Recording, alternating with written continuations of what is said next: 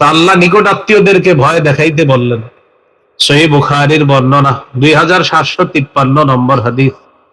قال رسول الله صلى الله عليه وسلم يا معشر قريش اشتروا أنفسكم فإني لا أغني عنكم من الله شيئا।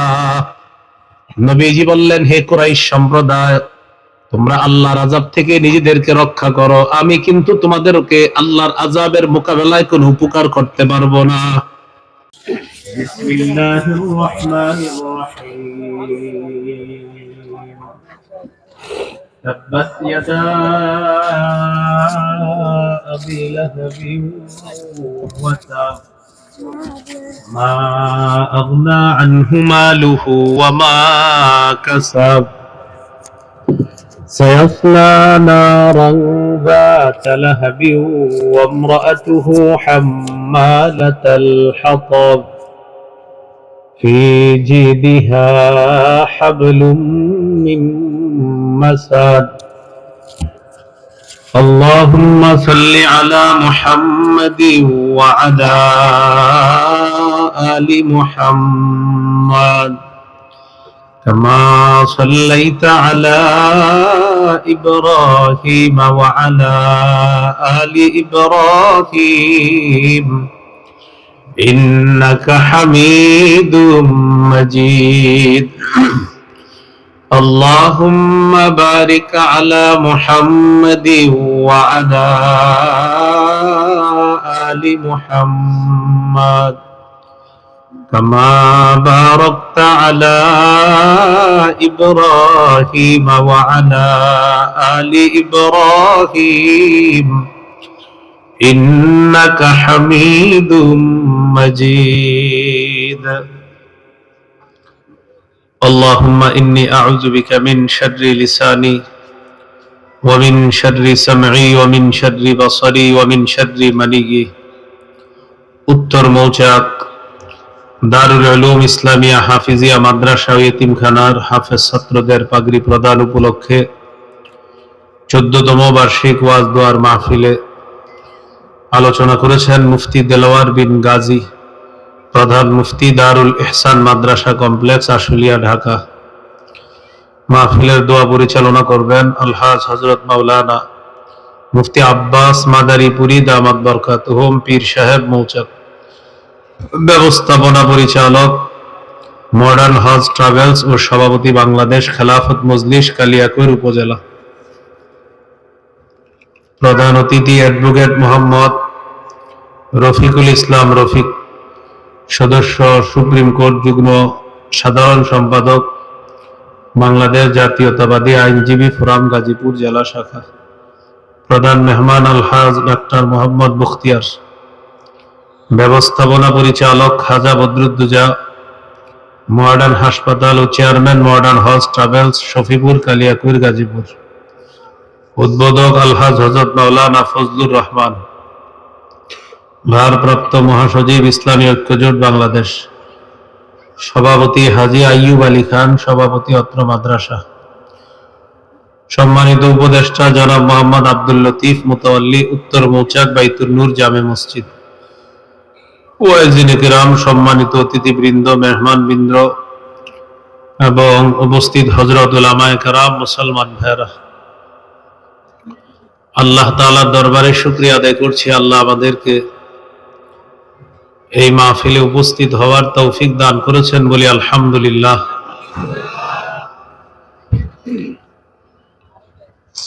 সূরাতুল লাহাব তেলাওয়াত করলাম। সূরা লাহাব হলো কোরআনের 111 নম্বর সূরা। এই সূরার মধ্যে লাহাব শব্দটা দুইবার আছে।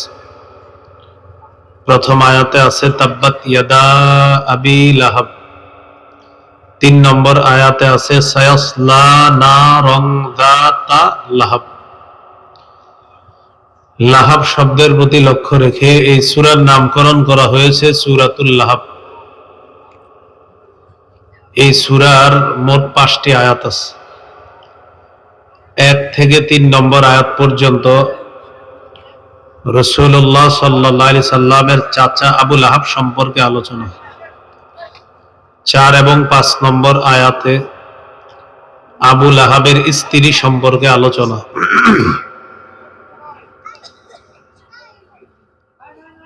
এই সূরা নাজিলের প্রেক্ষাপট, আল্লাহ কেন এই সূরা নাজিল করলেন। সহিহ বুখারীর বর্ণনা 4770 নম্বর হাদিস।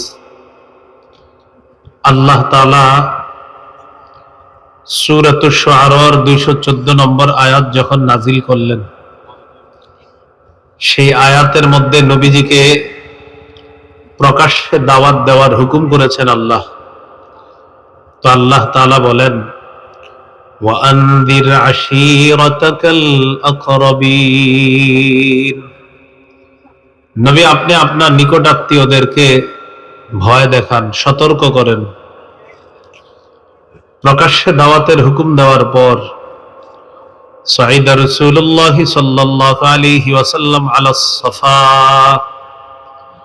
রাসূলুল্লাহ সাল্লাল্লাহু আলাইহি সাল্লাম সাফা পাহাড়ের উপর উঠলেন। ফাজাআলা ইউনাদি ইয়া বানি ফিহরিন ইয়া বানি আদি, নবী তার বিভিন্ন এলাকার লোকগুলাকে ডাকতে লাগলেন। লিবতুনি কুরাইশ, কুরাইশের বিভিন্ন এলাকার নাম ধরে ধরে ডাকতে লাগলেন। ও বনু ফিহর, ও বনু আদি, তোমরা আসো, কথা আছে। ফাজাআ আবু লাহাবিন ওয়া কুরাইশ, আবু লাহাব এবং কুরাইশ আসলো। ভাই আওয়াজ কমান, একদম তো ফাটাই ফেলতেছে, চুরু হয়ে গেছে। আবু লাহাব আসলো, কুরাইশরা আসলো।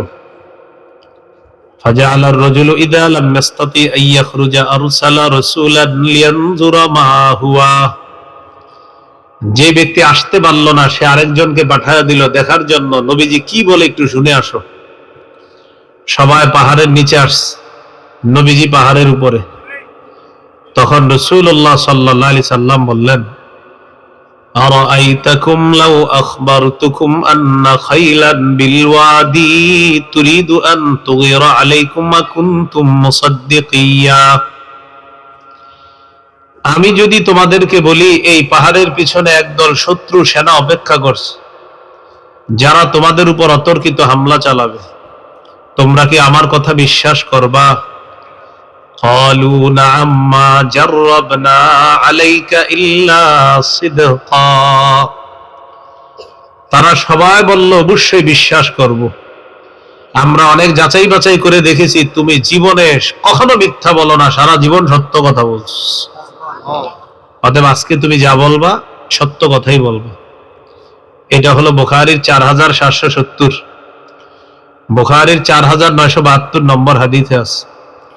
عن عبد الله بن عباس رضي الله تعالى عنهما أن النبي صلى الله عليه وسلم خرج إلى البطحاء فصعد إلى الجبل, রাসূলুল্লাহ সাল্লাল্লাহু আলাইহি সাল্লাম বাতহা নামক একটা এলাকা, সেখানে গিয়ে পাহাড়ের উপর উঠলেন।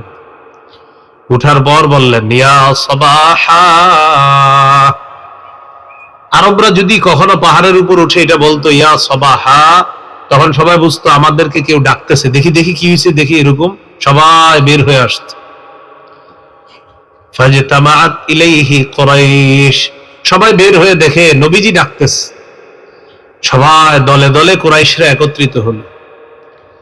তখন নবীজি তাদেরকে বললেন, আরাআইতুম ইন হাদ্দাসতুকুম আন্নাল আদুওয়া মুসাব্বিহুকুম আও মুমাসসিকুম, আমি যদি তোমাদেরকে বলি একদল শত্রু সন্ধ্যায় অথবা সকালে তোমাদের উপর হামলা চালাবে, তোমরা কি আমার কথা বিশ্বাস করবা? আগেরটা হলো পাহাড়ের পিছনে একদল শত্রু সেনা, আর এখানে বললেন সন্ধ্যায় অথবা সকালে শত্রু তোমাদের উপর হামলা করলে তোমরা কি আমার কথা বিশ্বাস করবা? সবাই বলল অবশ্যই করব। তখন নবী বললেন, ফাইন্নী নাযীরুল লাকুম বাইনা ইয়াদাই আযাবিন শাদীদ, তাহলে শোনো আমি তোমাদেরকে যন্ত্রণাদায়ক আযাবের ভয় দেখাই, কঠিন শাস্তির ভয় দেখাই। আল্লাহকে আল্লাহ মানো, না মানলে আল্লাহ কঠিন শাস্তি দিবে, আমি তোমাদেরকে শাস্তির ভয় দেখাইতেছি। এই কথা বলার পর আবু লাহাব দাঁড়ায় বলল, তাব্বান লাকা সাইরাল ইয়াউম আলিহাদা জামাতানা, মুহাম্মদ তুমি কি আমাদেরকে এই কারণে একত্রিত করেছো? তোমার পুরোটা দিন ধ্বংস হোক, নাউজুবিল্লাহ। কি বললো? তোমার পুরাটা দিন ধ্বংস হোক। তুমি কি এই কারণে একত্রিত করেছো? তখন আল্লাহ তাআলা সূরা লাহাব নাজিল করলেন। আল্লাহ বলেন, তাব্বাত ইয়াদা আবি লাহাবি ওয়া তাব। আল্লাহ আয়াত নাজিল করে দিলেন, আবু লাহাবের দুই হাত ধ্বংস হোক, সে নিজেও ধ্বংস হোক। এই হলো সীরা নাজিলের প্রেক্ষাপট। তো আল্লাহ নিকট আত্মীয়দেরকে ভয় দেখাইতে বললেন। সহিহ বুখারীর বর্ণনা, 2753 নম্বর হাদিস। قال رسول الله صلى الله عليه وسلم يا معشر قريش اشتروا أنفسكم فإني لا أغني عنكم من الله شيئا। নবীজি বললেন, হে কুরাইশ সম্প্রদায়, তোমরা আল্লাহর আযাব থেকে নিজেদেরকে রক্ষা করো, আমি কিন্তু তোমাদেরকে আল্লাহর আযাবের মোকাবেলায় কোনো উপকার করতে পারবো না। এটা নবী বলে দিলেন। ইয়া বানি আব্দি মানাফ ইন্নী লা উগনি আনকুম মিনাল্লাহি শাইআ। ও বনু আব্দি মানাফ, নিজেদেরকে আগুন থেকে বাঁচাও, আমি কিন্তু তোমাদেরকে আযাবের মোকাবেলায় কোনো উপকার করতে পারবো না। এরপর নবী বললেন, ইয়া আব্বাস ইবনে আব্দুল মুত্তালিব আনকিদ নাফসাকা মিনান নার ফাইন্নী লা উগনি আনকা মিনাল্লাহি শাইআ। ও আমার চাচা আব্বাস, নিজেকে আগুন থেকে বাঁচান, আল্লাহর আযাবের মোকাবেলায় আমি আপনার কোনো উপকার করতে পারবো না। ইয়া সফিয়াতা আম্মাতা রাসূলিল্লাহি সাল্লাল্লাহু আলাইহি ওয়াসাল্লাম আনকিদি নাফসাকি মিনান নার ফাইন্নী লা উগনি আনকি মিনাল্লাহি শাইআ। নবী বললেন, আমার ফুফু, আপনি নিজেকে আগুন থেকে বাঁচান, আমি কিন্তু আল্লাহর আযাবের মোকাবেলায় আপনার কোনো কাজে আসবো না। এরপরে কাকে বলে দেখেন, ইয়া ফাতিমা বিনতা মুহাম্মাদিন সাল্লাল্লাহু আলাইহি ওয়াসাল্লাম। ও আমার মেয়ে ফাতেমা। নবী তার মেয়েকে বলতেছে, আনকিজি নাফসাকি মিনান নার, নিজেকে আগুন থেকে বাঁচাও, ফাইন্নী লা উগনি আনকি মিনাল্লাহি শাইআ। আল্লাহর আযাবের মোকাবেলায় আমি তোমার কোনো উপকার করতে পারবো না। সালিনি মিন মালি মা শি'তি, আমার কাছে দুনিয়াবি যা মন চায় তুমি চাও, আল্লাহ আমাকে যা দিছে আমি তোমারে দেওয়ার চেষ্টা করব। দুনিয়াতে মেয়ে হিসাবে আমি তোমাকে দিব, আমি তোমার বাবা সেই হিসাবে দিব, কিন্তু ঈমান আর আমল যদি মজবুত না হয়, আল্লাহর আযাবের মোকাবেলায় আমি কিন্তু তোমার উপকার করতে পারবো না। নবী তার নিকট আত্মীয়দের কাছের মানুষগুলোকে বলে দিলেন এগুলো। তো নবীর নিকট আত্মীয়দের মধ্যে একজন আত্মীয়র নাম আবু লাহাব। বলেন কি নাম? আমাদের মূল আলোচনা এ আবু লাহাব। তাব্বাত ইয়াদা আবি লাহাবি ওয়া তাব। সূরা আমরা ঢুকে যাচ্ছি, 1 নাম্বার আয়াত। তাব্বাত খাসিরাত খাবাত হালাকাত, ধ্বংস হওয়া। আবি লাহাব, ইয়াদা আবি লাহাব, ইয়াদা এটা দ্বিবচন, এটার একবচন ইয়াদুন। ইয়াদুন মানে হাত, ইয়াদা দুই হাত, ইয়াদুন এক হাত, ইয়াদা দুই হাত। তাব্বাত ইয়াদা আবি লাহাবি ওয়া তাব, আবু লাহাবের দুই হাত ধ্বংস। এবার একটা কথা আমার সাথে বলেন, তাহলে মনে থাকবে। বলেন, আরবরা অংশ বলে পূর্ণ ব্যক্তিকে উদ্দেশ্য নেয়। আল্লাহ তাআলা তাদের রীতিনীতি অনুযায়ী আবু লাহাবের দুই হাত নামক অংশ বলে উদ্দেশ্য পুরা আবু লাহাব। আল্লাহ বলছে আবু লাহাবের দুই হাত ধ্বংস। তো দুই হাত কি পুরা আবু লাহাব না অংশ? তো আল্লাহ এই অংশ বলে পুরা আবু লাহাবকে উদ্দেশ্য নিছে। আরবরা এটা করে, মাথা বলে উদ্দেশ্য নেয় মানুষ, হাত বলে উদ্দেশ্য নেয় পুরা মানুষ। তো আরবরা অংশ বলে ব্যক্তিকে উদ্দেশ্য নেয়, তাই তাদের রীতি অনুযায়ী আল্লাহ বললেন আবু লাহাবের দুই হাত ধ্বংস, মানে আবু লাহাব ধ্বংস। ওয়া তাব্বা, সে নিজে ধ্বংস। ডাবল বদদোয়া, আল্লাহ তাআলা ডাবল ধ্বংস কামনা করলেন, বললেন ডাবল ধ্বংস বললেন। আল্লাহ বললেন ডাবল ধ্বংস হবে আবু লাহাব। নবীজিকে আবু লাহাব বদদোয়া করছে, তাব্বাত তাব্বান লাকা সাইরাল ইয়াউম, মুহাম্মদ তোমার পুরাটা দিন ধ্বংস হোক। আবু লাহাবের ভাষায় আল্লাহ জবাব দিয়ে দিলেন, তাব্বাত, আবু লাহাব ধ্বংস হোক। তো ইয়াদা আবি লাহাব, এখানে উদ্দেশ্য হলো আবুল আহাবের দুই হাত দ্বারা উদ্দেশ্য আবুল আহাব ধ্বংস হোক। আবুল আহাব নবীজির চাচা, নবীজির দাদা আব্দুল মুত্তালিবের 10 জন পুত্র সন্তানের মধ্যে একজন হলো আবু লাহাব। আবুল আহাব সম্পর্কে জানবো আমরা। জানার আগে আমরা একটু আমার সাথে একটু বলেন নবীর চাচাগণ 3 ভাগে ভাগ করা যায়। সহযোগী ইমানদার, সহযোগী বেঈমান, শত্রু বেঈমান।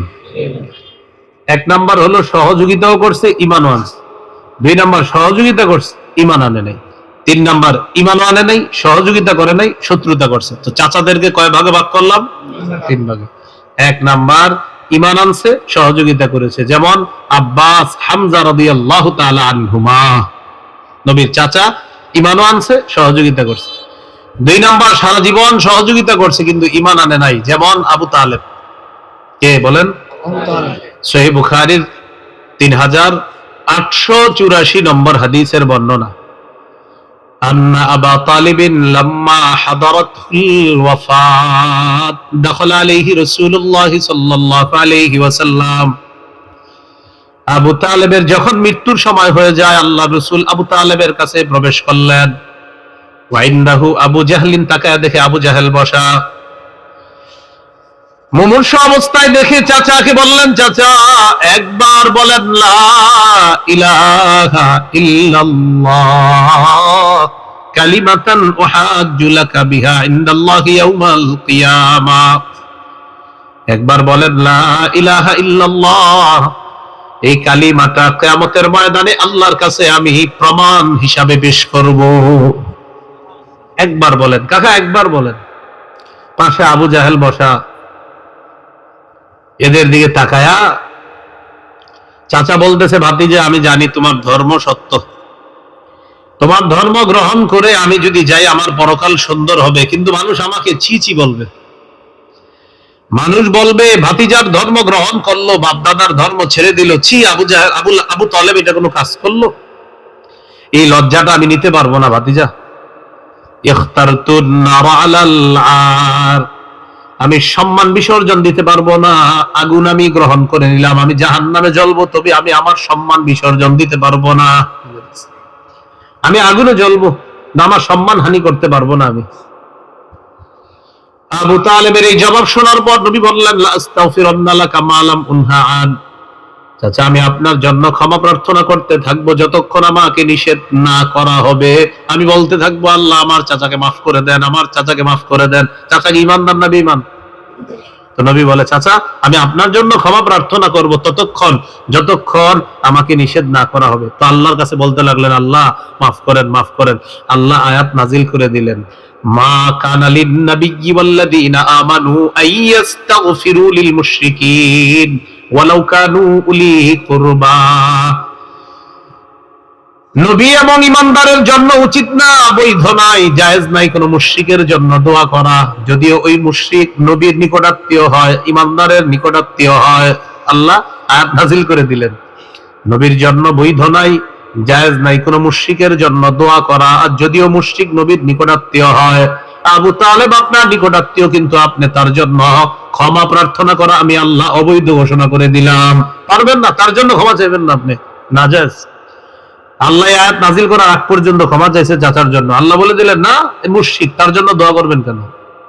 জায়েজ নেই, নাজায়েজ করে দিলেন। নবী খুব কষ্ট পাইতেছে, আরে চাচা কত উপকার করছে, মারা গেল, মনটা খারাপ। জিবরিল আমিন আরেকটা আয়াত নিয়ে আসছে সূরা কসসের, ইন্নাকা লা তাহদি মান আহবাবতা ওয়ালাকিন্নাল্লাহা ইয়াহদি মান ইয়াশা। নবী আপনি যাকে ভালোবাসেন তাকে হেদায়েত দিতে পারবেন না, আল্লাহ যাকে চান তাকে আল্লাহ হেদায়েত দিয়ে দেন। আয়াত নাযিল করে দিলেন, আপনার চাচারে অনেক ভালোবাসেন, কিন্তু হেদায়েত আপনি দেওয়ার না, হেদায়েত তো আমি আল্লাহ দিব। চাচারা কয় ভাগ? 3 ভাগ। 1 নাম্বার ঈমানও আনছে, সহযোগিতা করছে, আব্বাস হামজা রাদিয়াল্লাহু আনহুমা। 2 ঈমান আনে নাই কিন্তু সহযোগিতা করছে, কোন চাচা? আবু তালেব। 3 নাম্বার ঈমানও আনে নাই, সহযোগিতা করে নাই, উল্টা আমৃত্যু শত্রুতা করছে, চাচা আবু লাহাব। কে? আমাদের আলোচনা আবু লাহাবকে নিয়ে, বুঝে আসছেনি সবার? আচ্ছা, এবার বলেন, নবীজির নবুয়ত প্রকাশের আগে বলেন আবুল আহাবের মৌলিক তিনটি অবস্থা, নবুয়ত প্রকাশের পরে আবুল আহাবের মৌলিক 4 অবস্থা, মোট 7টি অবস্থা আমরা এখন জানবো। তাহলে আমাদের নবীজির নবুয়ত প্রকাশের আগে আবুল আহাবের কয় অবস্থা, আমাদের নবীজির নবুয়ত প্রকাশের পরে আবুল আহাবের মৌলিক কয় অবস্থা, 3 আর 4 কত হয়? মন দিয়ে শুনবেন তো? শুনুন। আমাদের নবীজির নবুয়ত প্রকাশের আগে মৌলিক 3 অবস্থা। অবস্থা নাম্বার 1, নবীজি যখন জন্মগ্রহণ করছে, সুসংবাদটা আবুল আহাবকে গিয়ে জানাইছে তার দাসী সুয়াইবা। সহিহ বুখারীর বর্ণনা 5372 নম্বর হাদিসে আছে। হাদিসের শেষে আছে ওয়াকালা উরওয়া সুয়াইবা আতাকাহা আবু লাহাব। সুয়াইবা ওই নারী, যেই নারীকে আবুল আহাব নবীর জন্মের খুশিতে সুয়াইবাকে সাথে সাথে আজাদ করে দিচ্ছে। তাহলে নবীজির জন্মে আবুল আহাব খুব খুশি। আবুল আহাব কি খুব খুশি? আমার ভাতিজা হয়েছে, এটা খুব খুশি আবুল আহাব। 2 নাম্বার অবস্থা, আবুল আহাব সবাইরে গর্ব করে বলতো, আমি মুহাম্মদের চাচা, আমার ভাতিজা মুহাম্মদ সাল্লাল্লাহু আলাইহি সাল্লাম, আমার ভাই মারা গেছে, আমার ভাইয়ের বংশটা রক্ষা হবে আমার এই ভাতিজার মাধ্যমে, গর্ব করে বলতো সব জায়গায়। তাহলে অবস্থাগুলো কি দেখা যায়? খুব ভালো। 3 নাম্বার, আবুল আহাব নবীজির সাথে এতটাই গভীর সম্পর্ক রাখত। আবুল আহাবের 2 ছেলে ছিল, উতবা উতাইবা। উতবা উতাইবা, এই 2 ছেলের কাছে নবীজি তার 2 কন্যা রুকাইয়া উম্মে কুলসুম রাদিয়াল্লাহু আনহুমাকে বিয়ে দিয়েছে আবুল আহাবের 2 পুত্রের কাছে। তাহলে সম্পর্কটা কতটা গভীর। এতদিন ছিল চাচা, আজকে থেকে হয়ে গেল বেয়াই। নবীর 2 মেয়েকে বিয়ে দিছে কার কাছে? আবুল আহাবের 2 ছেলে উতবা উতাইবার কাছে। তাহলে আগে ছিল কি? চাচা, এখন হয়ে গেল চাচাও আবার বেয়াই। তাহলে সম্পর্ক খুব গভীর। তাহলে এতটুকু আলোচনায় কি শিখলাম ভাইয়ারা? আমাদের নবীজির নবুয়ত প্রকাশের আগে আবুল আহাবের যে 3টা অবস্থা জানলাম, 3 অবস্থা থেকে বোঝা যায় নবীর সাথে সম্পর্কটা খারাপ ছিল না অনেক ভালো ছিল। আল্লাহ নবীজির নবুয়ত প্রকাশ ঘটাইলেন। ঘটানোর পর এবার আবুল আহাবের অবস্থা দেখেন। আবুল আহাব কয়, লাত উজ্জাত, মানাত ছাড়তে হবে, এগুলা কোনো কথা? মুহাম্মদ আমার চিরশত্রু, মুহাম্মদ এইগুলার বিরোধিতা করছে, সে কোনোভাবেই আমার কাছে আসতে পারবে না, আর সে আমার সাথে কোন ধরনের সম্পর্ক রাখতে পারে না। নবীজিকে সবচেয়ে চিরশত্রু হিসাবে আবুল আহাব মনে করতে লাগলো। প্রথম অ্যাকশনটা নিল যে আমার শত্রুর মেয়েরা আমার পুত্রবধূ হয়ে আমার ঘরে থাকতে পারবে না। 2 ছেলেকে বাধ্য করলো নবীর 2 কন্যাকে তালাক দেওয়ার জন্য। নবুয়ত প্রকাশের পরের ঘটনা। আবুল আহাবের 2 ছেলে, নবীজির 2 মেয়ে, ওই 2 মেয়েকে তালাক দিয়ে দিচ্ছে। আপনারা জানেন একটা বাবা কোন মেয়ের তালাক হলে কতটা কষ্ট পায়। নবীজি খুব কষ্ট পাইছিলেন এই বিষয়টা, যে চাচা আমার সাথে শত্রুতা নিয়ে আমার মেয়েদের উপরে রাগটা ঝাড়লো। এটা এই হলো 1 নাম্বার অবস্থা, নবুয়ত প্রকাশের পরের ঘটনা। 2 নাম্বার, আমাদের নবীজির 3 জন ছেলে সন্তান, এর মধ্যে দ্বিতীয় ছেলে সন্তানের নাম হলো আব্দুল্লাহ। কি নাম? আর বাকি 2 জনের নাম হলো কাসেম, ইব্রাহিম। একজনের নাম কাসেম, আর একজনের নাম ইব্রাহিম। তো দ্বিতীয় ছেলেটার নাম কি? আব্দুল্লাহ। এই আব্দুল্লাহর উপাধি ছিল তাহের বা তাইয়িব। আব্দুল্লাহ রাদিয়াল্লাহু তাআলা আনহু যখন মারা গেলেন, মারা যাওয়ার পর আবুল আহাব বলতে লাগলো, মুহাম্মদ নির্বংশ, মুহাম্মদ লেস কাটা, নাউজুবিল্লাহ নাউজুবিল্লাহ নাউজুবিল্লাহ। আমাদের নবী কি নির্বংশ বলে গালি দিতে লাগলো। আল্লাহ তাআলা আয়াত নাজিল করে দিলেন, ইন্না শানি আকা হুয়াল আবতার। নবী আপনাকে যে নির্বংশ বলে সেই নির্বংশ, ওর বংশের কোনো অস্তিত্ব দুনিয়াতে থাকবে না। আপনার বংশ নিয়ে কিয়ামত পর্যন্ত আলোচনা চলতে থাকবে। আমাদের নবীর বংশের আলোচনা হয় কিনা? আমাদের নবীর বংশের আওলাদে রাসূলরা বাংলাদেশে আসে কিনা? আমরা কত হুমড়ি খেয়ে পড়ি দেখার জন্য যে নবীর বংশ দেখতে না জানি কেমন। হ্যাঁ, এটা আমরা। তাহলে আবুল আহাব আমার নবীরে বলছে নির্বংশ। আল্লাহ বললেন না, ইন্না শানি আকা, আপনার যে সমালোচনা করে, আপনার সমালোচক আপনাকে যে গালি দেয়, আপনাকে যে নির্বংশ বলে, হুয়াল আবতার, ওই নির্বংশ, ওর বংশের কোনো অস্তিত্ব দুনিয়াতে থাকবে না।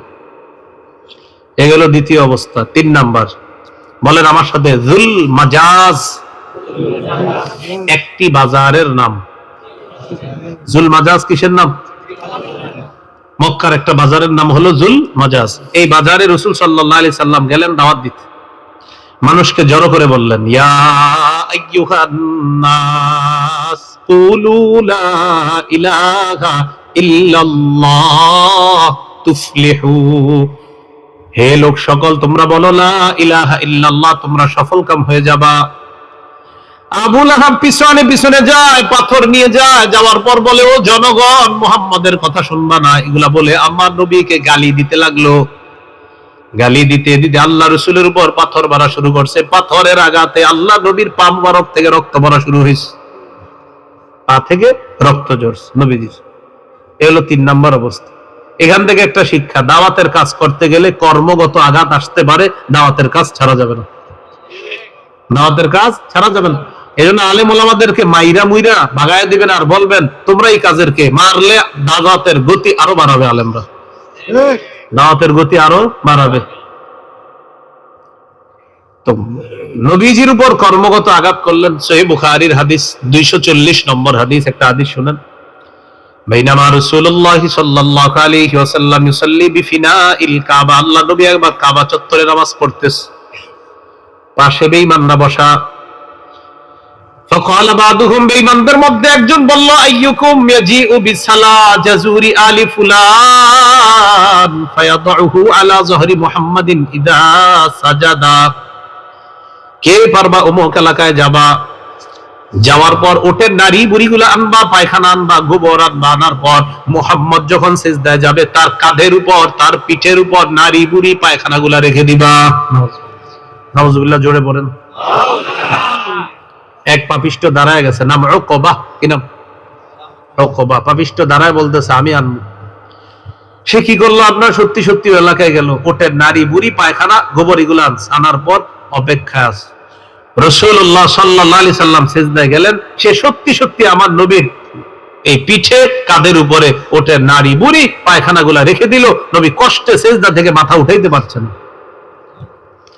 ইউহিলু বাদুহুম আলা বাদিন, কাফেররা হাসতে হাসতে একজন আরেকজনের উপর পড়ে যায়, অট্ট হাসিতে ফেটে পড়ার উপক্রম, যে দেখো মোহাম্মদকে কেমন দেখা যায়। নাউজুবিল্লাহ পড়েন। মানে আমাদের নবীর এই অবস্থা দেখে কাফেররা হাসাহাসি করতেছে, নবীর উপর নির্যাতন চলতেছে। ফাতেমা রাদিয়াল্লাহু তাআলা আনহা আসছে, আসার পর এই নাপাকিগুলা সরাইছে, নবী মাথা উঠাইছে। আল্লাহ রাসূল দাওয়াতের কাজ আগের চেয়ে আরো বাড়িয়ে দিয়েছে। একদিন বাহির থেকে আসছে, আসার পর ফাতেমা রাদিয়াল্লাহু তাআলা আনহা কান্না শুরু করে দিছে। কিভাবে আর কান্না করো কেন? নবীজি বললেন, বলতেছে আব্বা কদ শাহুবা লাউলুক, আপনার চেহারার রংটা বিবর্ণ হয়ে গেছে, কাফেররা আপনাকে মারছে তাই না, রক্ত জমাট হয়ে গেছে চেহারা। নবী সুন্দর ছিলেন, রক্ত জমাট হয়ে গেছে। ওয়াখলাউলাকাত সিয়াবুক, আব্বা আপনার এই জামাটা ছেঁড়া কেন, কাফেররা টানছে ঠিক না, এই জন্য আপনার জামাটা ছেঁড়া। কাঁদতেছে মেয়েটা, নবীজির মেয়ে কাঁদতেছে। আপনারা জানেন মেয়ের সাথে বাবার সম্পর্ক হয় মধুর। নবীজি বললেন, লা তাবকি, ফাতেমা কান্না করবা না, ইন্নাল্লাহা ক্বাদ বাআসা আবাকি বিআমরিন, আল্লাহ তোমার বাবাকে এমন এক দিন দিয়ে প্রেরণ করেছেন, লা ইয়াবকা আলা ওয়াজহিল আরদি বাইতু হাজারিন ওয়ালা ওয়াবারিন ওয়ালা মাদারিন ইল্লা আদখালাহুল্লাহু ফীহি। তোমার বাবার এই কষ্টের কারণে তোমার বাবার এই দ্বীনের দাওয়াত, পৃথিবীর এমন কোন পাকা ইট কাঁচা ইট তৃণলতার ঘর বাকি থাকবে না যেখানে এই দাওয়াত পৌঁছবে না। সারা পৃথিবীর ঘরে ঘরে দাওয়াত পৌঁছে যাবে। হ্যাঁ, কেউ গ্রহণ করবে, কেউ করবে না, তবে তোমার বাবার এই দাওয়াত পৌঁছে যাবে। পৃথিবীর সবার কাছে আমার নবীর দাওয়াত পৌঁছে গেছে, কেউ গ্রহণ করেছে, কেউ করেনি, দাওয়াত পৌঁছে গেছে। কি শিখলাম ভাই? কর্মগত আঘাত আসলে কি দাওয়াত ছাড়া যাবে? সহিহ বুখারী আরেকটা হাদিস শুনেন, 4815 নম্বর হাদিস। বাইনামা রাসূলুল্লাহ সাল্লাল্লাহু আলাইহি ওয়াসাল্লাম কাইমুন বিফিনাইল কাবা, আল্লাহ রাসূল একবার কাবা চত্বরে দাঁড়ায় আছে। ইদ আকবালা ইবনু মুআইদ, ওই পাপিষ্ঠটা কাবা চত্বরে আসছে, যে পাপিষ্ঠরা আল্লাহ রাসূলের কাঁধের উপর পিঠের উপর উটের নারী বুড়ি পায়খানাগুলা দিয়েছিল, ওই পাপিষ্ঠটা আসছে। আসার পর কি করছে দেখেন, সে কি করছে, একটা চাদর নবীজির গলায় এইভাবে পেঁচাইছে, পিছন দিক থেকে একটা চাদর দুই পাশ থেকে পেঁচাইছে, এইভাবে দুই দিক থেকে পেঁচানোর পর লাওয়া সাওবাহু ফি উনুকিহি, গলার মধ্যে চাদর এই দুই পাশ দিয়ে পেঁচায়া খানাকা বিহি খানকান শাদীদা, দুই পাশ থেকে জোরে টান দিয়েছে, ফাঁসি দিয়ে নবীকে হত্যা করবে। দুই পাশ টান দেওয়ার পর নবীজির খুব কষ্ট হইতেছে, মুখ দিয়ে কথা বের হইতেছিল না, টান দিছে, দুই পাশ থেকে আপনি টান দিছে, বুঝেন না, গলায় ফাঁস লাগছে। দৌড়ে আবু বকর সিদ্দিক রাদিয়াল্লাহু তাআলা আনহু আসছে। আসার পর ওই উকবাকে একটা ধাক্কা দিছে, ধাক্কা দিয়ে বললেন, আতাকতুলুনা রাজুলান আইয়াকুলা রাব্বিয়াল্লাহ ওয়া ক্বাদ জাআকুম বিল বাইয়িনাতি মির রাব্বিকুম। একটা মানুষকে তোমরা এই কারণে হত্যা করতে চাও যে মানুষটা বলে আমার রব হলেন আল্লাহ, এই পক্ষে তিনি তোমাদের সামনে প্রমাণাদি নিয়ে উপস্থিত হয়েছেন, এরপরেও এই মানুষটাকে তোমরা কেন হত্যা করতে চাও? তাহলে এই জায়গায় আল্লাহ রসুল কর্মগত আঘাতের সম্মুখীন হলেন। নবীজি দাওয়াতের কাজ ছেড়ে দিয়েছেন না দাওয়াতের কাজ আরো বাড়িয়ে দিয়েছেন? তায়েফের ময়দানে গেছে, তিনজনকে দাওয়াত দিলেন শুরুতে, হাবিব, মাসউদ, আব্দে ইয়ালিল ইবনে কুলাল, এই তিন ভাইকে প্রথম দাওয়াত দিলেন। একজনে বলতেছে আল্লাহ কি তোমার ছাড়া আর কাউরে পায় নাই নবী বানানোর জন্য? আরেকজন বলল কুরাইশ বংশ ছাড়া কি আর কোনো বংশ ছিল না? আরেকজন বলল এই তোমার চেহারাটা আমি দেখতে চাই না, তুমি এখান থেকে সরো, অথচ আমরা কত দোয়া করি স্বপ্নে একবার দেখার জন্য। আম্মাজান আয়েশা সিদ্দিকা রাদিয়াল্লাহু তাআলা আনহা বললেন, হুজুর আপনার জীবনে কি উহুদের ময়দানে যে কষ্ট পাইছেন এর চেয়ে বড় কোনো কষ্ট আসছে আপনার জীবনে? নবীজি বললেন, আয়েশা তোমার মামার গোষ্ঠী তায়েফের ময়দানে আমার যে কষ্ট দিস সেটা ভোলার মতো না, অসহনীয় যন্ত্রণা ছিল আয়েশা। আমাকে যুবকরা পাথর মারতে মারতে রক্তাক্ত করে ফেলছে, আমি জমিনে বেহুশ হয়ে পড়ে আছি আয়েশা, চোখ খুলছে আমি হঠাৎ দেখি জিবরিল আমিন তার ডানা দিয়ে আমারে ছায়া দিয়ে রাখছে। আমি উঠলাম, ওঠার পর জিবরিল আমিন দেখি এক ফেরেশতা নিয়ে আসছে, আনার পর আমাকে বললেন ওয়াকাদ বাআসা ইলাইকা মালাকাল জিবাল লিতা'মুরাহু বিমা শি'তা ফীহিম।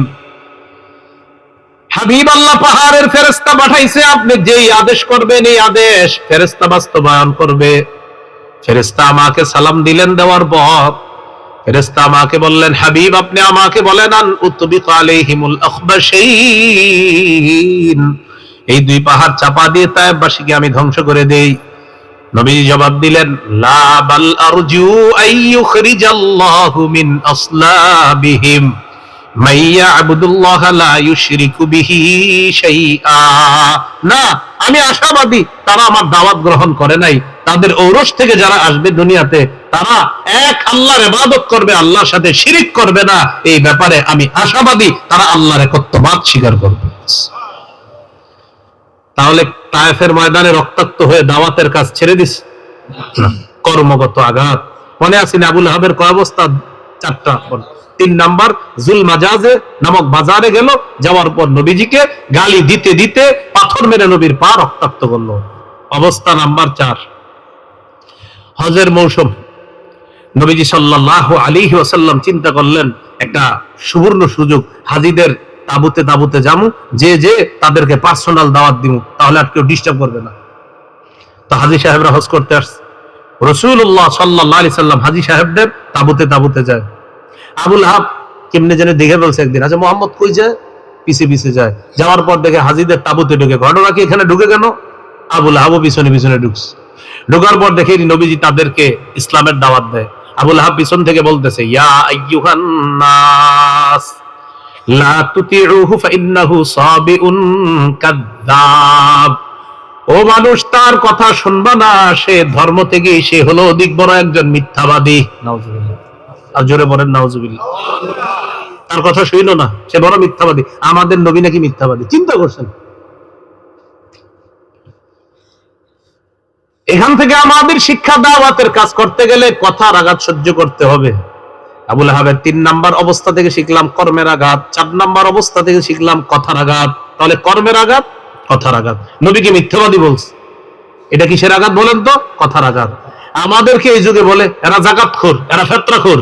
যখন আপনার এই দাওয়াতের কথা বললে আমরা, এখন আমাদেরকে বলে এগুলো যাকাত খায়, এগুলো ফেতরা খায়। এখন আমার কথা আপনাদের সামনে শোনেন, যাকাতের খাত আছে না নাই? ফেতরার খাত আছে না নাই? না থাকলে আল্লাহ যাকাতের বিধান কেন দিছে বলেন? এখন যাকাত যারা খাওয়ার যোগ্য তারা যদি খায়, তাদেরকে যাকাতখোর যদি বলা হয়, আল্লাহর গজবের অপেক্ষা করতে হবে। কোন এতিম মনে করেন যাকাতের অর্থ তার দ্বারা এতিমের আপনার ব্যয়ভার বহন করা হলো যাকাতের অর্থ দিয়ে। ফেতরা ইত্যাদি অসহায়দেরকে আপনি দিলেন আর বললেন তুই ফেতরাখোর, আল্লাহর কাছে দাঁড়ানোর জন্য তৈরি থাকেন।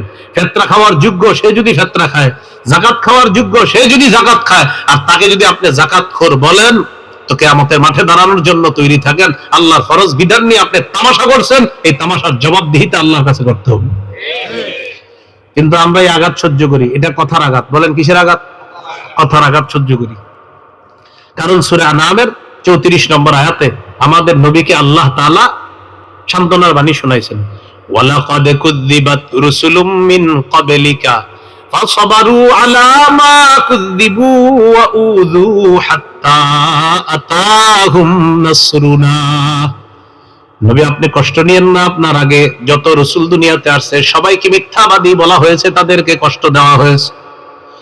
মিথ্যাবাদী বলার পরেও তারা ধৈর্য ধারণ করছে, কষ্ট দেওয়ার পরেও তারা ধৈর্য ধারণ করছে। এক পর্যায়ে আমার সাহায্য আসছে, আপনার কাছেও আমার সাহায্য আসবে।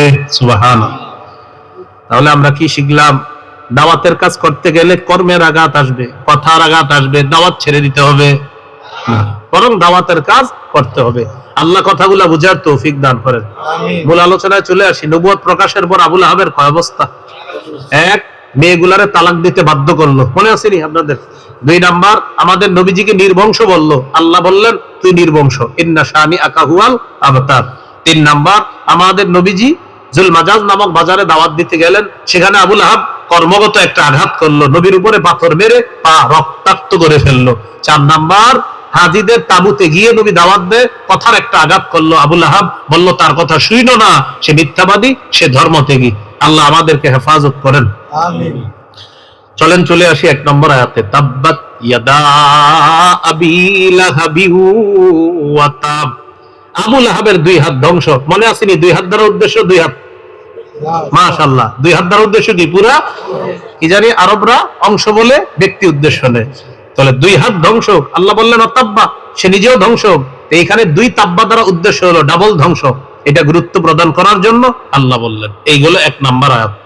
তাহলে 1 নম্বর আয়াতের শিক্ষাটা কি? 1 নম্বর আয়াতের শিক্ষা হলো, বলেন, অভিশাপের জবাব আল্লাহ তাআলা ওই ভাষায় দিয়েছেন। অভিশাপ দিয়েছিল তাব্বান শব্দ দিয়ে, আল্লাহ তাব্বাত শব্দ দিয়ে অভিশাপের জবাব দিয়েছে। 1 নম্বর আয়াতে অভিশাপের জবাব, আমাদের নবীরে আবু লাহাব বলছিল তাব্বান, আল্লাহ বলছে তাব্বাত। তাহলে অভিশাপের জবাব আল্লাহ দিলেন 1 নম্বর আয়াতে। 2 নম্বর আয়াত, মা আগনা আনহু মালুহু ওয়া মা কাসাব। আবু লাহাবের সম্পদ, সন্তান তার কোনো কাজে আসে নাই, সম্পদও কাজে আসে নাই, সন্তানও কাজে আসে নাই। মা আগনা আনহু মালুহু, তার সম্পদ বড় অহংকারের বিষয় ছিল। ওয়া মা কাসাবা মিন ওয়ালাদ, যে সন্তান সে কামাই করেছে ওই সন্তানও তার অহংকারের বিষয় ছিল। আবু লাহাব 2টা বিষয় নিয়ে বড় অহংকার করত। 1 হলো আমার সম্পদ আছে, 2 হলো আমার পুত্র সন্তান আছে। পুত্র সন্তান আর সম্পদ নিয়ে অহংকার করত। মনে রাখবেন, কারো যদি সম্পদ আর সন্তান থাকে, এই সম্পদ সন্তান যেন আপনাকে অহংকারী বানায় না দেয়। আল্লাহ বলেন, ইন্নামা আমওয়ালুকুম ওয়া আওলাদুকুম ফিতনাহ, তোমাদের সম্পদ, তোমাদের সন্তান তোমাদের জন্য পরীক্ষা। সূরা মুনাফিকুনে বলেন, ইয়া আইয়ুহাল্লাযীনা আমানু লা তুলহিকুম আমওয়ালুকুম ওয়ালা আওলাদুকুম আন যিকরিল্লাহ। হে ঈমানদার, তোমাদের সম্পদ, তোমাদের সন্তান তোমাদেরকে যেন আল্লাহর জিকির থেকে বিমুখ করে না দেয়, গাফেল করে না দেয়, আল্লাহর জিকির থেকে যেন সরায়া না দেয়।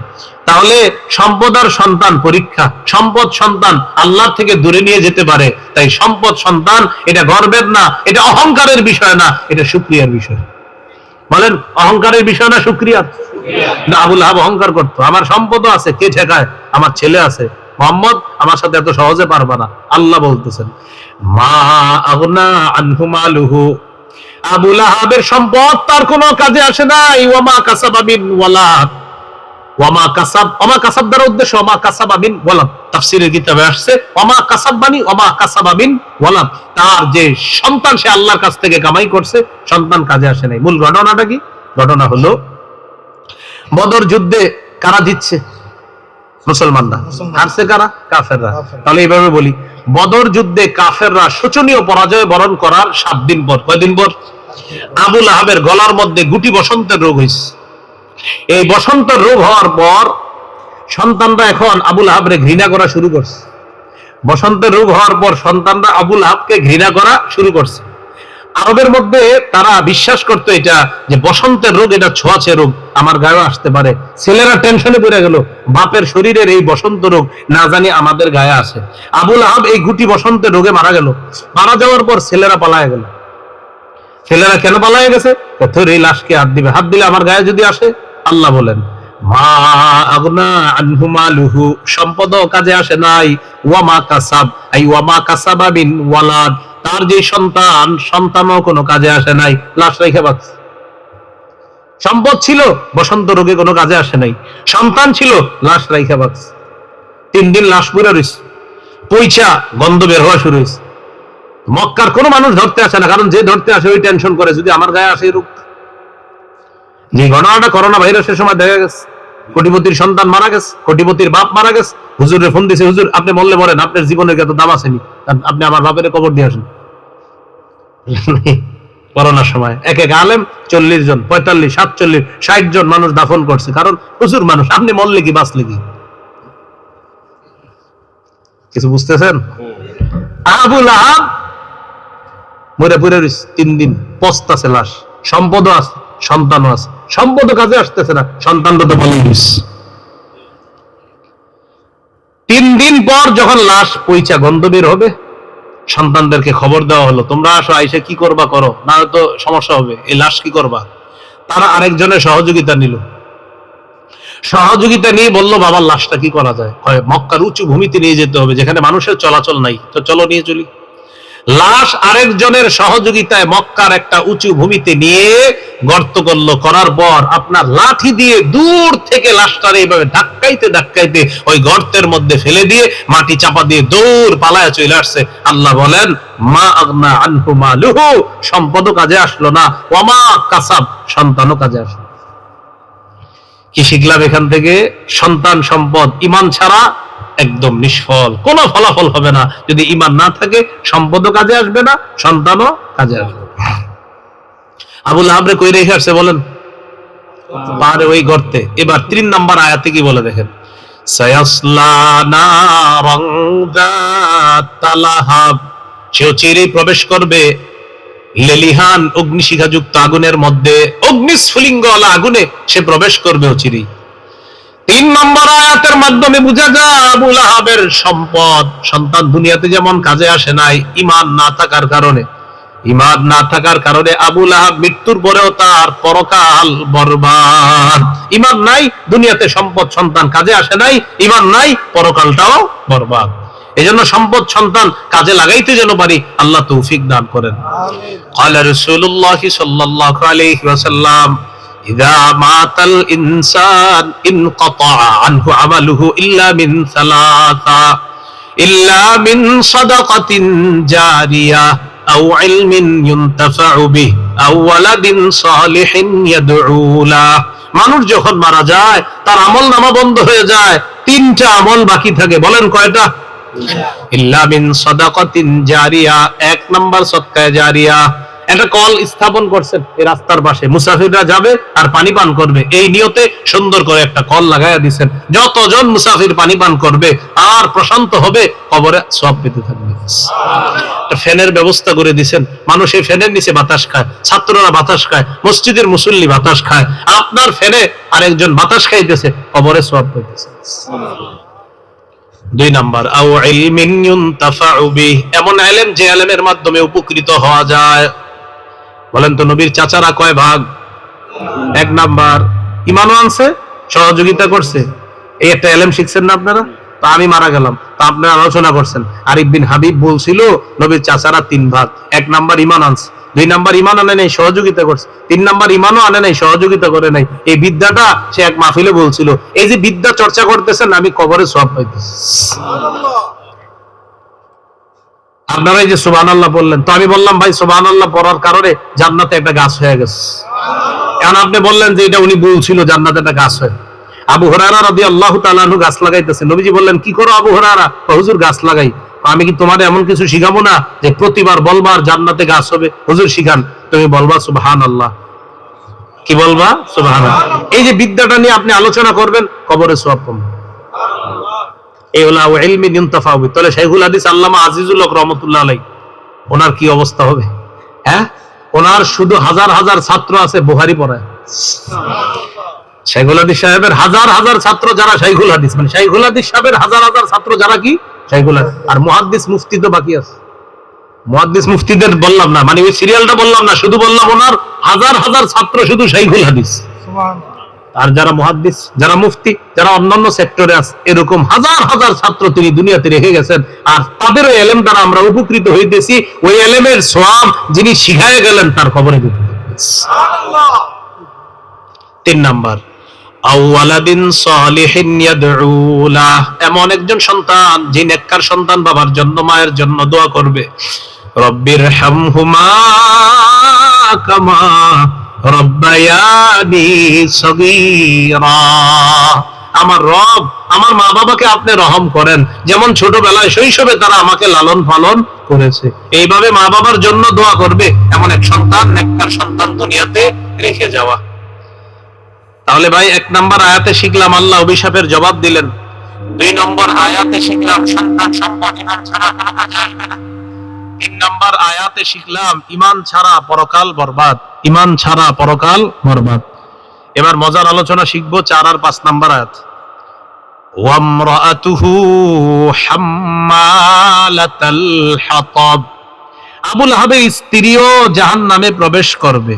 হাম্মালাতাল হাতাব, কাষ্ঠ বহনকারিণী, ইন্ধন বহনকারিণী স্ত্রী জাহান্নামে প্রবেশ করবে। বলেন হাম্মালাতাল হাতাব কি? আবার বলেন তো। এবার মন দিয়ে শুনেন। এক, আরবে কারো যদি সংসার ভাঙতো, সংসার তালাক হয়ে গেছে, স্বামী স্ত্রীর মাঝে তালাক হয়ে গেছে, বলতো আচ্ছা এই সংসারে আগুনটা লাগাইলো কে? আমরা বলি না যে সংসারে আগুনটা লাগাইলো কে রে? এই সংসারটা ভালোই তো চলতেছিল। তো এরকম আরবরা বলতো আচ্ছা এই সংসার কে ভাঙলো? মনে হয় আবু লাহাবের স্ত্রী। তো খোঁজ নিয়ে দেখা যেত আসলে হের বিবি এটা ভাঙছে। তো আরবরা সংসার ভাঙ্গন সৃষ্টিকারিণীকে বলতো হাম্মালাতাল হাতাব। কি বলতো বলেন তো? তাহলে সংসার ভাঙ্গন সৃষ্টিকারিণীকে বলা হয় হাম্মালাতাল হাতাব, মানে ইন্ধন বহনকারিণী, যে ইন্ধন জুগিয়ে সংসার নষ্ট করে তাকে বলা হয় হাম্মালাতাল হাতাব। 2 নম্বর, সংসারে একটা ঝগড়া লাগছে, কোন এলাকায় ঝগড়া লাগছে, মায়ের পিঠে অনেক ক্ষতি হয়েছে। পরে কয় আচ্ছা এই মায়ের পিঠের সূচনা কেমনে হইল রে? মনে হয় আবু লাহাবের স্ত্রী লাগাইছে। খোঁজ করে দেখা যেত আসলে এর বউ এই ঝগড়ার সূচনা করছে। এই যে ঝগড়ার সূচনা করা, যে এখানে কে ইন্ধন দিল, এই ঝগড়ার পিছনে কে ইন্ধন দিল? তো হাম্মালাতাল হাতাব মানে ইন্ধন বহনকারিণী। তো এই ঝগড়া লাগানোর পিছনে ইন্ধন বহনকারিণীকে বলা হয় হাম্মালাতাল হাতাব। তাহলে এক, সংসার ভাঙার পিছনে ইন্ধন যোগান দানকারিণী, ইন্ধন বহনকারিণী হাম্মালাতাল হাতাব। সমাজে ফিতনা সৃষ্টির পিছনে ইন্ধন বহনকারিণী হাম্মালাতাল হাতাব। 3, হাতাব অর্থ কাঠ। বলেন হাতাব অর্থ। আবু লাহাবের স্ত্রী কৃপণ ছিল, ধনী মানুষ ছিল, কৃপণ ছিল। সে চিন্তা করলো আমি কোনো দাস দাসী রাখবো না, কোনো সেবক সেবিকা রাখবো না, আমি নিজেই জঙ্গলে গিয়ে কাঠ লাকড়ি ইত্যাদি এইগুলা আমার গলায় একটা মোটা রশি পেঁচামো, এই মোটা রশি দিয়ে বেঁধে কাঠগুলা আমি নিয়ে আসবো, আমি নিজে রান্না বান্না করবো, মানুষ শিখির লেগে বেতন দিব আমি। তো এই কাঠ বহনকারিণীকে বলা হয় হাম্মালাতাল হাতাব। কাঠ বহনকারিণীকে কি বলা হয়? সংসারে ভাঙ্গন সৃষ্টির পিছনে ইন্ধন বহনকারিণীকে কি বলা হয়? সমাজে ফিতনা সৃষ্টির পিছনে ইন্ধন বহনকারিণীকে কি বলা হয়?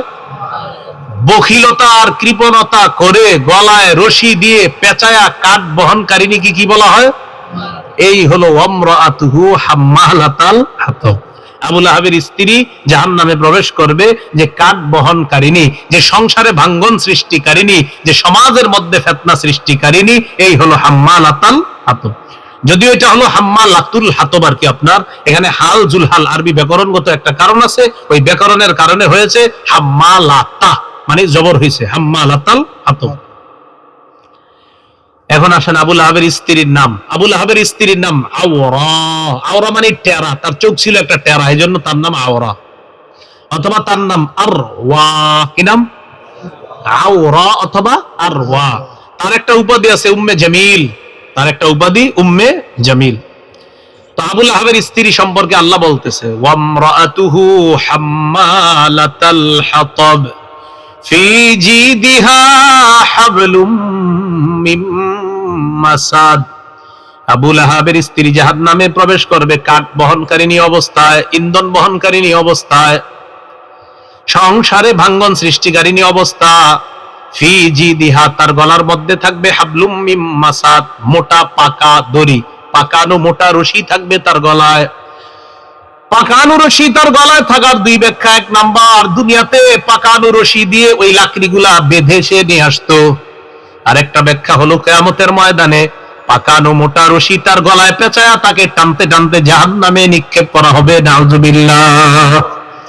মনে থাকবে নি এই দুই ব্যাখ্যা। একটা হলো দুনিয়াতেই ওই পাকানো রশি দিয়ে লাকড়িগুলা বেঁধে এটা নিয়ে আসতো, আরেকটা হলো পাকানো রশি গলার মধ্যে লাগায়া টানতে টানতে তাকে জাহান্নামে নিক্ষেপ করা হবে। এই হলো ফি জিদিহা হাবলুম মিন মাসাদ। আবু লাহাবের স্ত্রী কবি ছিল, কবি, নগদ কবিতা বানায় ফেলতে পারত। এই সূরা যখন নাজিল হয়েছে, কারা যেন জানায় দিছে, এই তোমার স্বামীও নাকি জাহান্নামে যাবে, তুমিও জাহান্নামে যাবা, তোমার স্বামীও জাহান্নামে যাবে, তুমিও যাবা। কে বলছে? মুহাম্মদ সাল্লাল্লাহু আলাইহি সাল্লাম। তাকে তার রব আল্লাহ জানায় দিছে, তোমার স্বামীও আগুনে পুড়বে, তুমিও আগুনে পুড়বা। তাই নাকি? হ্যাঁ। পাথর নিচে নিয়ে নবীজিরে খুঁজতেছে, মুহাম্মদ কোথায়? কেন? তাকে হত্যা করব। খুঁজতে খুঁজতে আমাদের নবীর কাছে আসছে হত্যা করার জন্য। আমাদের নবীজি এক জায়গায় আছে, পাশে আবু বকর সিদ্দিক রাদিয়াল্লাহু তাআলা আনহু দাঁড়ায় আছে। আবু লাহাবের স্ত্রী আমাদের নবীর সামনে গিয়ে দাঁড়ায় খুঁজতেছে আমাদের নবীরে, মুহাম্মদ কোথায় কোথায়। সারা দুনিয়ার সবাই নবীরে দেখতেছে, আবু লাহাবের স্ত্রীও সবাইকে দেখতেছে, শুধু আল্লাহ তাআলা মুজিজা নবীর ঘটায়া আবু লাহাবের স্ত্রী থেকে আমার নবীকে আড়াল করে রাখলেন। সামনে কিন্তু বসা নবীজি, সামনে আছে আবু লাহাবের স্ত্রী, খুঁজতেছে। আবু বকর, আচ্ছা কই তোমার নবী, কই তোমার সাথী কই? নবীজি কিন্তু আবু বকরের পাশেই। এটা মুজিজা। বলে এটা কি? আল্লাহ কোরআনে বলেছেন, আল্লাহু ইয়াসিমুকা মিনান নাস, আল্লাহ আপনাকে মানুষ থেকে রক্ষা করবে হাবিব। তো পাথর নিয়ে দাঁড়ায় আছে। আবু লাহাবের স্ত্রী আবু বকর সিদ্দিক রাদিয়াল্লাহু তাআলা আনহুকে ডাক দিয়ে বললেন, ও আবু বকর, তোমার সাথী নাকি বলছে আমার স্বামীও জাহান্নামে যাবে, আমিও জাহান্নামে যাব। আল্লাহ বলে দিয়েছেন। তাই নাকি? কয় হ্যাঁ। আবু লাহাবের স্ত্রী নগদ কবিতা বানায় ফেলছে, 3টা আরবি কবিতা বানায় ফেলছে। তো 3টা পংক্তি আমি এখন বলবো, প্রতিটা আরবি বলার সাথে সাথে প্রথমে বুঝবেন না, কিন্তু নাউজুবিল্লাহ পড়বেন। আগে বলি আমি, দেখেন কি বলতেছে। মুজাম্মামান আসাইনা, নাউজুবিল্লাহ, ওয়া আমরাহু আবাইনা, নাউজুবিল্লাহ, ওয়া দীনাহু ক্বালাইনা, নাউজুবিল্লাহ। কবিতা বানায় ফেলছে। মুজাম্মামান আসাইনা, এটার অনুবাদটাও বড় ভয়ঙ্কর একটা অনুবাদ, খারাপ অনুবাদ। এটার অনুবাদ হলো নিন্দিত ব্যক্তির আমরা নাফরমানি করলাম। নাউজুবিল্লাহ। আমাদের নবীকে নিন্দিত ব্যক্তি বলল। ও আমরাহু আবাইনা, তার হুকুম আমরা অমান্য করলাম। নাউজুবিল্লাহ। ওয়া দীনাহু ক্বালাইনা, আবু বকর তোমার সাথীকে জানায় দিবা তার দ্বীনের দাওয়াত ঘৃণা ভরে প্রত্যাখ্যান করলাম। নাউজুবিল্লাহ। এই হলো কবিতা বানায় ফেলছে নগদ। তো আল্লাহ নবীজি সাল্লাল্লাহু আলাইহি সাল্লামকে জানায়া দিলেন আবু লাহাব জাহান্নামে যাবে, ওর স্ত্রী সেও জাহান্নামে যাবে। এখন একটু বুঝার চেষ্টা করেন। এই জন্য আবু লাহাবের স্ত্রী জাহান্নামে যাওয়ার মূল কারণ কি? তাফসীর কারকগণ লেখছে, এর মধ্যে অন্যতম কারণ হলো ও নিজেও কুফরি করত, আর ওর স্বামীকে ও কুফরির কাজে আর নাফরমানির কাজে সহযোগিতা করত। ওর স্বামী আল্লাহর বিরুদ্ধে যা করত সব কাজে স্বামীকে সহযোগিতা করত। এখান থেকে বোঝা যায় আল্লাহর কাছে একজন ভালো স্ত্রী কামনা করা। দুইজনের একজনও যদি ভালো হয়, অপরের সংস্পর্শে অপরের জন্য ভালো হয়ে যায়। আপনার অনেক মানুষ এরকম দেখবেন জীবনে, যে এই বেচারা দাড়ি ছিল না, কিচ্ছু ছিল না, তো বিয়ে করছে, ভাগ্যগুণে একটা ভালো মেয়ে তার স্ত্রী হয়ে গেছে। কিছুদিন পর দেখবেন মাশাআল্লাহ দাড়ি পাগড়ি টুপি। কি ঘটনা কি? আপনি স্ত্রী আমারে বুঝায় শুনে দাওয়াতে তাবলীগে পাঠায় দিছে, আল্লাহর ওলি হয়ে ফিরে এসে পড়ছে। তো এই জন্য একজন নেককার দিনদার স্ত্রী পাওয়া এটাও ভাগ্যের ব্যাপার। রাসূলুল্লাহ সাল্লাল্লাহু আলাইহি সাল্লাম বলেন, 4টা নিয়ামত যে ব্যক্তি পেয়ে যায় বুঝতে হবে তার ভাগ্যটা ভালো। কয়টা নিয়ামত? 4টা নিয়ামত। বলেন, দিনদার নারী, প্রশস্ত বাড়ি, আরামদায়ক গাড়ি, নেককার প্রতিবেশী। এই 4জন। হ্যাঁ, একটা হলো দিনদার বউ, দিনদার নারী। 2 নাম্বার এটা প্রশস্ত বাড়ি। 3 নাম্বার, এর মানে প্রশস্ত বাড়ি আবার হারাম টাকা দিয়ে করেন না, মানে হালাল ভাবে। 3 নাম্বার একটা গাড়ি, এটাও হালাল বৈধ ভাবে গাড়ি। 4 নাম্বার দিনদার প্রতিবেশী। এই 4টা যার আছে বুঝতে হবে তার ভাগ্যটা ভালো। তার ভাগ্য কি? ভালো। সহিহ মুসলিমের হাদিস 3535 নম্বর হাদিস। ক্বালা রাসূলুল্লাহ সাল্লাল্লাহু আলাইহি ওয়াসাল্লাম, আদ-দুনিয়া কুল্লুহা মাতা ওয়া খায়রু মাতা'id দুনিয়া আল মারআতুস সালিহা। নবীজি বলেন এই পৃথিবী পুরাটাই হলো ভোগের জায়গা। এই পৃথিবীর মধ্যে সবচাইতে শ্রেষ্ঠ সম্পদ হলো একজন নেককার নারী, নেককার স্ত্রী। কারো বিবি যদি নেককার হয়ে যায়, বুঝতে হবে তাকে আল্লাহ দুনিয়ার শ্রেষ্ঠ সম্পদ দান করছেন। মনে থাকবেন ইনশাআল্লাহ। এই জন্য রাসূল সাল্লাল্লাহু আলাইহি সাল্লাম বলেন, জীবনে 4টা জিনিস আল্লাহর কাছে চেয়ে নিবা। কয়টা? লিয়াত্তাখিয আহাদুকুম কলবান শাকিরা, এমন একটা কলব আল্লাহর কাছে চেয়ে নিবা যে কলবটা বেশি বেশি আল্লাহর শুকরিয়া আদায় করবে। 2 নাম্বার লিসানান যাকিরা, এমন একটা জিহ্বা আল্লাহর কাছে চেয়ে নিবা যে জিহ্বা বেশি বেশি আল্লাহর জিকির করে। 3 নাম্বার ওয়ামরাআতান তুইনু আহাদাকুম আলা তাআতিল্লাহ, এমন একজন নেককার স্ত্রী আল্লাহর কাছে চেয়ে নিবা যে বিবি তোমাকে আল্লাহর কাজে সহযোগিতা করে। এমন একজন স্ত্রী চেয়ে নিবা। 4 নাম্বার ওয়াজিসমান সাবিরান আলাল বালা, এমন একটা শরীর আল্লাহর কাছে চেয়ে নিবা যে শরীরটা বিপদে বালা মুসিবতে ধৈর্য ধারণ করে। কয়টা জিনিস চেয়ে নিতে হবে আল্লাহর কাছে? 4টা। বলেন শুকুর গুজারি কলব, বলেন জিকিরকারী জিহ্বা, নেক কাজে সহযোগিতাকারিনী স্ত্রী, বিপদে ধৈর্য ধারণকারী শরীর। এই 4টা জিনিস আল্লাহর কাছে চেয়ে নেওয়া। তো আবু লাহাবের স্ত্রী ও আসলে আপনার খারাপ কাজে সহযোগিতা করত। তাফসীরের কিতাবে আসছে যে স্বামীকে সে যত নাফরমানির কাজ আছে এই কাজে সহযোগিতা করত। এজন্য আল্লাহ বলেন ও জাহান্নামে যাবে, ওর বউও জাহান্নামে যাবে। এই সূরা থেকে শিখলাম কি? 1 নাম্বার, দাওয়াতের কাজ থেকে পিছপা হওয়া যাবে না। কথার আঘাত, কর্মের আঘাত সহ্য করে দাওয়াতের কাজ করতে হবে। 2, যারা হকের কাজ করে তাদেরকে অভিশাপ দেওয়া যাবে না। যারা হকের কাজ করে তাদেরকে অভিশাপ দেওয়া যাবে না। 3, ঈমান ছাড়া সম্পদ সন্তান বেকার। 4, ঈমান ছাড়া পরকাল বরবাদ। 5, একদম কাছের আত্মীয় হওয়া সত্ত্বেও আবু লাহাবের ঠিকানা জাহান্নাম, কারণ ঈমান নাই। এটা একটা অন্যতম আশ্চর্য শিক্ষা। নবীর একজন কাছের আত্মীয়, কিন্তু আবু লাহাবের ঠিকানা কোথায়? জাহান্নাম। এটা বড় একটা শিক্ষা আমাদের জন্য। 6 নাম্বার শিক্ষা, প্রতি আমার সাথী যে হবে, সঙ্গী যিনি হবে, স্ত্রী যিনি হবে, একজন ভালো নেককার দিনদার স্ত্রী হওয়া, এটা একটা জীবনের জন্য জরুরি বিষয়। তাহলে আমি একটু খারাপ হলেও ওই দিনদার স্ত্রীর সংস্পর্শে আল্লাহ চাহেন তো একদিন আমিও ভালো হয়ে যাব ইনশাআল্লাহ বিইজনিল্লাহি তাআলা। আল্লাহ তাআলা আমাদের সকলকে সূরা লাহাব থেকে যে শিক্ষাগুলো আমরা শিখলাম, আমরা যেন জীবনে আমলে আমরা বাস্তবায়ন করতে পারি। বিশেষ করে দাওয়াতের কাজ থেকে পিছপা হওয়ার কোনো সুযোগ নাই। এজন্য ইনশাআল্লাহ 31 জানুয়ারি, 1-2 ফেব্রুয়ারি উলামায়ে কেরামের তত্ত্বাবধানে ইনশাআল্লাহ আমরা দাওয়াতের কাজ শিখার জন্য টঙ্গীর মাঠে উপস্থিত হব ইনশাআল্লাহ। আল্লাহ তাআলা আমাদের সকলকে যে কথাগুলো শুনলাম বললাম, আমরা সবাই যেন এই কথাগুলোর উপর আমল করতে পারি। সূরা লাহাব থেকে যে শিক্ষাগুলো শিখলাম, এই শিক্ষাগুলা যেগুলা গ্রহণীয় গ্রহণ করার, যেগুলা বর্জনীয় বর্জন করার তৌফিক দান করেন। আমিন। ওয়া আখিরু দাওয়ানা আনিল হামদুলিল্লাহি রাব্বিল আলামিন। হুজুর কোথায় দোয়া করবেন না? ঈশা হুজুর দোয়া করবেন। আচ্ছা, আল্লাহুম্মা সাল্লি আলা মুহাম্মাদ ওয়া আলা আলি মুহাম্মাদ। ও আচ্ছা, আজকের দাওয়াত সম্পর্কে যে আলোচনাটা আমার, এই আলোচনাটা মিম্বরের আমানতের প্রথম খণ্ডের প্রথম আলোচনাটাই দাওয়াত সম্পর্কে। দায়ের কি গুণাবলী হবে, আরো লম্বা আলোচনা আছে। যাদের প্রথম খণ্ডটা আছে ওখানে গাড়িতে আছে, নিয়ে যেতে পারেন। মিম্বরের আমানত প্রথম খণ্ডের আলোচ্য বিষয় হলো সন্তানের 64টা অধিকার। এখানে ভূমিকায় সূচনায় দাওয়াত সম্পর্কে একটা আলোচনা আছে। দ্বিতীয় খণ্ড শিরিক বেদাত কুফর তাওহীদ, তৃতীয় খণ্ড হালাল হারাম, চতুর্থ খণ্ড স্বামী স্ত্রীর অধিকার, পঞ্চম খণ্ড লা ইলাহা ইল্লাল্লাহর ব্যাখ্যা, ষষ্ঠ খণ্ড নামাজ সম্পর্কে আলোচনা। যাদের প্রয়োজন হয় 6টা খণ্ডই যদি পারেন, ওলামা হযরত সহ সবাই সংগ্রহ করে নিতে পারেন। ওই গাড়িতে আছে, ওদের থেকে সংগ্রহ করতে পারেন। এখানে না পারলে অনলাইনে লিখবেন, বাংলা বাজার থেকে ঘরে এনে পৌঁছে দিবে। আল্লাহ তাআলা আমাদেরকে তৌফিক দান করেন। আলহামদুলিল্লাহি রাব্বিল আলামিন ওয়াল আকিবাতু লিল মুত্তাকিন ওয়াস সালাতু ওয়াস সালামু আলা সাইয়্যিদিল আমবিয়া ওয়াল মুরসালিন ওয়া আলা আলিহি ওয়া আসহাবিহি আজমাইন। ربنا ظلمنا أنفسنا وإن لم تغفر لنا وترحمنا لنكونن من الخاسرين رب ارحمهما كما ربياني صغيرا। মাবুদ মেহেরবান মাওলা, উত্তর মৌচাক দারুল উলুম ইসলামিয়া হাফিজিয়া মাদ্রাসাকে আপনি কবুল করেন। আল্লাহ মাদ্রাসার উস্তাদ ছাত্র সকলকে আপনি কবুল করে নেন। মুহতামিম মুতাআল্লিকিন মুহিব্বিন সকলকে আপনি কবুল করে নেন। যারা আজকে মাদ্রাসার জন্য দান করেছে, অর্থ শ্রম পরামর্শ দিয়ে তাদের অর্থ শ্রম পরামর্শগুলোকে আপনি আল্লাহ কবুল করে নেন।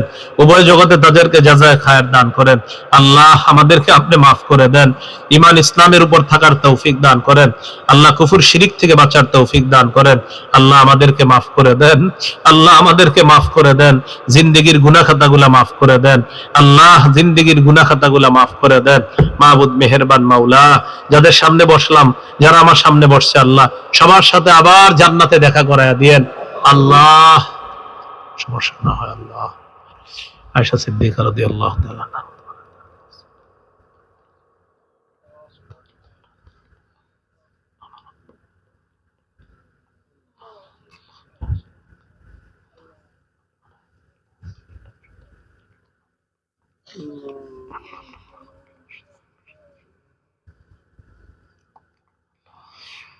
আল্লাহ দাওয়াতের কার্যকারিতা সমাজে ঘরে বাহিরে যেন আমরা বাস্তবায়ন করতে পারি, তৌফিক দান করেন। ربنا لا تزغ قلوبنا بعد إذ هديتنا وهب لنا من لدنك رحمة إنك أنت الوهاب. ربنا تقبل منا إنك أنت السميع العليم وتب علينا إنك أنت التواب الرحيم. صلى الله تعالى على خير خلقه محمد وعلى آله وأصحابه أجمعين. سبحان ربك رب العزة عما يصفون. سلام على المرسلين. الحمد لله رب العالمين. السلام عليكم.